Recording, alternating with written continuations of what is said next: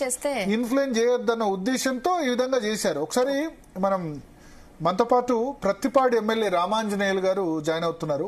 మాజీ ఐఏఎస్ అధికారిగా కూడా పనిచేశారు, ప్రభుత్వ శాఖల్లో సెక్రటరీ కూడా పనిచేశారు. రామాంజనేయులు గారు good evening. Good evening sir. నమస్తే. నమస్తే. సో ఇప్పుడు చాలా మంది గ్రూప్ 2 వాళ్ళు వెయిట్ చేస్తున్నారు సార్, ఎటువంటి నిర్ణయం వస్తుంది. కానీ ఫైనల్ గా ఏపీపీఎస్సీ అయితే చెప్పేసింది మేము చేంజ్ చేయలేమని చెప్పి. సో ఎట్లా చూస్తారు దీన్ని మీరు? రాష్ట్ర ప్రభుత్వం స్వయంగా లేఖ రాసినా ఎందుకు రెస్పాండ్ కాలేదు, ఎందుకు నెగటివ్ గా రెస్పాండ్ అయిందంటారు ఏపీపీఎస్సీ? సార్ ఇప్పుడు దీంట్లో మనం గమనించాల్సింది ఏంటంటే మన రాష్ట్ర ప్రభుత్వము నిరుద్యోగుల పట్ల ఖచ్చితంగా వాళ్ళ యొక్క హక్కులు గాని వాళ్ళ యొక్క అభిప్రాయాలను గాని కాపాడాలనే ఉద్దేశంతోనే మేము లేఖలు రాశాము. మా ప్రెజర్ మేము చేస్తున్నాం. ఇక్కడ ఏమైందంటే ఏపీపీఎస్సీ అనేది ఒక అటానమస్ బాడీ. మనము రిక్వెస్ట్ చేయగలం గాని శాసించలేము. ఓకే. ఒకవేళ మనము శాసించితే అది కోర్టుకి ఇంకొక రకంగా వెళితే అప్పుడు అది ఇన్ఫ్లుయెన్స్ చేయబడినటువంటిదిగా భావించబడుతుంది. నంబర్ 1. ఓకే. రెండవది ఏంటంటే ఏపీపీఎస్సీ నోటిఫికేషన్ అంటే మరి ఈ గ్రూప్ 2 నోటిఫికేషన్ అనేటువంటిది ఇచ్చినప్పుడు వాళ్ళు కొద్దిగా ఆలోచించాల. రోస్టర్ పాయింట్ అనేది ఇంపార్టెంట్. ఈ రోస్టర్ పాయింట్ ని ఫాలో కాకుండా ఏ రిక్రూట్మెంట్ జరిపినా అది రేపు పొద్దున అన్ని కూడా లీగల్ లిటిగేషన్ స్టార్ట్ అవుతాయి. కానీ తెలంగాణలో కూడా ఇట్లే జరిగింది. రోస్టర్ పాయింట్స్ విషయంలో ఇక్కడ ప్రభుత్వం వినలేదు. యాస్టీస్ గా గ్రూప్ 1 ఎగ్జామ్ విషయంలో జరిగింది, పెట్టేశారు ఇప్పటికే 2 సార్లు వాయిదా అని చెప్పి. అందుకే కదా ఇప్పుడు మీరు చూస్తున్నారు కదా గత రిక్రూట్మెంట్ లో ఎన్నిసార్లు కోర్టులకు వెళ్లారు. ఇప్పుడు లాస్ట్ లో ఒక జనరల్ సెలక్షన్ అయినటువంటి క్యాండిడేట్ కి అప్పుడు ఇవ్వకపోతే ఉమెన్ కి ఇచ్చారని చెప్పి మళ్ళా కోర్టుకి వెళ్లి మళ్ళీ ఒక వేకెన్సీ క్రియేట్ చేయండి అని చెప్పి లాట్ ఆఫ్ కాంప్లికేషన్ స్టార్ట్ అవుతాయి. మా సర్వీస్ లో కూడా చాలా చూసాము. సో ఏదేమైనా ఇప్పుడు ప్రభుత్వం ఇచ్చినటువంటి ఏదైతే రిక్వెస్ట్ ఉందో ఆ రిక్వెస్ట్ ని కన్సిడర్ చేయాల్సినటువంటి బాధ్యత అయితే ఏపీపీఎస్సీ ఉంది. కాకపోతే ఇప్పుడు చైర్మన్ మీరే అపాయింట్ చేశారు రామాంజనేయులు గారు, ఏఆర్ అనురాధన్ అపాయింట్ చేసి మీరే, సభ్యులంతా సరే జగన్ సమయంలో చైర్మన్ గారిని మేము అపాయింట్ చేసిన చైర్మన్ గారు కాదు, అక్కడ బోర్డు అనేది ఇంపార్టెంట్.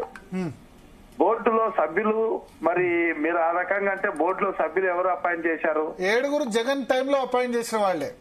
మరి చైర్మన్ కి ఓవర్ రూల్ కదా, బిజినెస్ రూల్స్ ప్రకారం చైర్మన్ అట్లా ఉండదు. ఎందుకంటే పాలసీ మ్యాటర్ లో ఏదైనా బోర్డు నిర్ణయించాలి.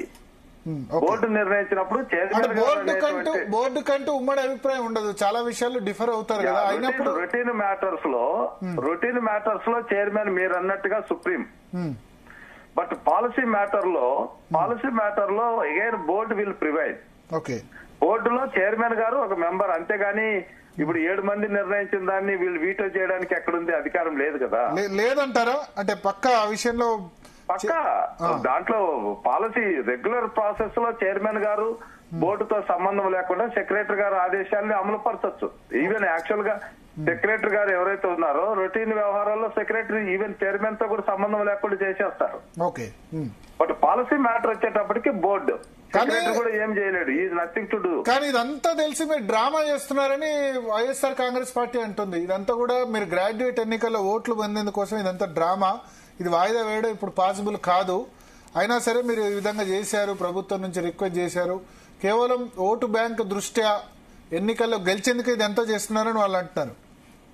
ఇక్కడ మేము ఒకటే చెప్తాము, తలాతోక లేకుండా నోటిఫికేషన్ ఇచ్చింది వాళ్ళు, ఏమాత్రం అర్హత లేకుండా మెంబర్ని అపాయింట్ చేసింది వాళ్ళు. కనీసము రిక్రూట్మెంట్ ఎలా ఉండాలి, రోస్టర్ పాయింట్ ఎలా ఫాలో కావాలి తెలియకుండా నోటిఫికేషన్ ఆదరాబాదరగా ఇచ్చేసి చేసింది వాళ్ళు. ఇప్పుడు ప్రభుత్వం దాన్ని సెటరేట్ చేయడానికి నిస్వార్థంగా మేము ఆ ప్రయత్నం చేస్తుంటే మా మీద బురద చల్లుతున్నారు. మేము ఒకటే చెప్తున్నాం వైసీపీ వాళ్ళకి, ఈ ఎలక్షన్ లో మేము గెలవడం వల్ల మాకేమైనా పెద్దగా కిరీటాలు ఏమైనా వస్తాయా చెప్పండి? మాకు 164 ఉన్నాయి, మాకు ప్రభుత్వం ఉంది, ఓడిపోతే కష్టం కదా, దానికోసం గెలవడం సంగతి పక్కన పెడితే ఓడిపోతే కష్టం కదా, రేపు బ్లేమ్ చేసే అవకాశం లేదు. ఓడిపోయే ప్రసక్తి లేదు సార్, ఒకటి ఓడిపోయే ప్రసక్తి లేదు. వాళ్ళు నిజంగా గెలవాలనుకుంటే క్యాండిడేట్ ఎక్కడున్నారు చెప్పండి, క్యాండిడేట్లే లేదు వాళ్ళకి. అంటే వాళ్ళు కాదు, మీరు ఓడిపోయి ఎవరైనా ఇండిపెండెంట్ గెలిచిన ప్రాబ్లం కదా, వాళ్ళ క్యాండిడేట్ ఏం పెట్టలేదు. క్వశ్చనే లేదండి, ఇండిపెండెంట్ కలిసే క్వశ్చనే లేదు. ఎందుకంటే 7 నెలల్లో ప్రభుత్వం తీసుకున్నటువంటి నిర్ణయాలు అలా ఉన్నాయి. ప్రతి వర్గాన్ని ఆదుకోవడానికి తీసుకున్న నిర్ణయాలు, రైతాంగాన్ని గాని, మహిళలు గాని, విద్యార్థులు గాని, ఇవన్నిటిని కూడా తీసుకున్నటువంటి విషయంలో అందరు ప్రజల నుంచి ప్రశంసలు ఉన్నాయి, అందరు ప్రజల మద్దతు ఉంది. వాళ్ళు ఓడిపోతాము, ఎలాగో ఓడిపోతారు, ఏదో ఒక నింద వేయాలి. మరి ఆ రకంగా అనుకుంటే రోస్టర్ లేకుండా ఏ రకంగా అపాయింట్ చేస్తారు? అంటే ఎస్సీలు, బీసీలు, మైనార్టీలు, ఈబీసీలు భౌత్యం ఏంటండి? ఒకటి సార్, ఇక్కడ ఇప్పుడు ఏపీపీఎస్సీ ఏం చెప్పిందంటే ఎన్నికలు ఉన్నాయి కాబట్టి ఎన్నికల కోడ్ దృష్ట్యా వాయిదా వేయలేము అని చెప్పారు. ఎన్నికల కోడ్ ఉండగా వాయిదా వేయచ్చా? మీరేమంటారు? మీరు కూడా అధికారిగా పనిచేశారు కదా. మనం గమనించాల్సింది ఏంటంటే ఎన్నికల కోడ్ ఉండగా ఒక రాష్ట్ర ప్రభుత్వం ఆదేశిస్తే అది ఇంటర్ఫియర్ అయినట్టు అవుతుంది కాబట్టి వాళ్ళు ఎన్నికల కోడ్ లో మేము దాన్ని కన్సల్ట్ చేయలేము అన్నటువంటి భావనతో వాళ్ళు మాట్లాడిండొచ్చు. ఓకే, ఇప్పుడు ఎన్నికల కోడ్ అయిపోతే వాళ్ళు they may be taken decision కదా, దానికేముంది ప్రాబ్లం?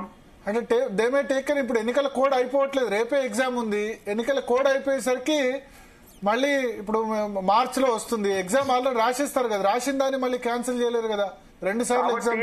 ఇప్పుడు ఇక్కడ మనం ఒకటి ఆలోచించాల్సింది ఏంటంటే ఏపీపీఎస్ అయినా ప్రభుత్వము అన్ని కోణాల్లో ఆలోచించి ఒక నిర్ణయం చేసేసి చెప్పాము. ఓకే, వాళ్ళు ఇప్పుడు ఫేస్ చేయాల్సింది ఏపీపీఎస్సీ. ఏపీపీఎస్ అనేది రాజ్యాంగబద్ధంతో ఏర్పాటైనటువంటి ఒక సంస్థ, అటానమస్ బాడీ. మనం సీఎం గారు కావచ్చు, మంత్రులు కావచ్చు, లేదా ఇంకొక మంత్రి మండలి కావచ్చు, శాసించడానికి లేదు. బోర్డులు అపాయింట్ చేయొచ్చు, మెంబర్లు అపాయింట్ చేయొచ్చు, జోక్యం చేసుకోవడానికి. మీకున్న ఇన్ఫర్మేషన్ ఏంటి? చైర్మన్